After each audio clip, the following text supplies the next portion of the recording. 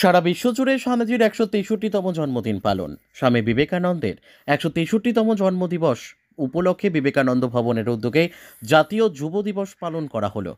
৫০ নম্বর ওয়ার্ডের দাসনগর সিটিআই মোড়ে অমিত চক্রবর্তীর উদ্যোগে স্বামী বিবেকানন্দের জন্মদিন পালন করা হলো।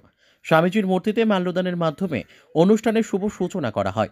এই উপলক্ষে দুস্থ মানুষের হাতে উপহার স্বরূপ শীতবস্ত্র তুলে দেওয়া হয়। অনুষ্ঠানে উপস্থিত ছিলেন রাজ্যের মন্ত্রী অরূপ রায়, হাওড়া পৌরসভার চেয়ারম্যান সুজয় চক্রবর্তী, গৌতম চ্যাটার্জি, দিলীপ কাথুয়া, চন্দনকান্তি চ্যাটার্জি সহ বিশিষ্ট ব্যক্তিগণ।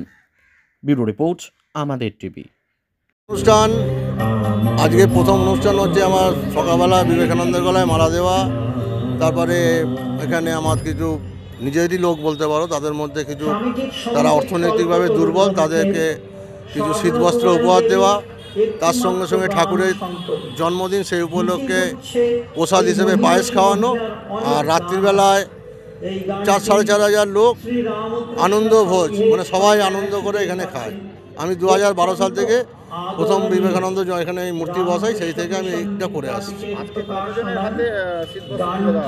প্রায় ১০০ মানুষের হাতে। আর এছাড়া কালকে একটা সঙ্গীত সন্ধ্যা আছে। আমার নাম অমিত চক্রবর্তী।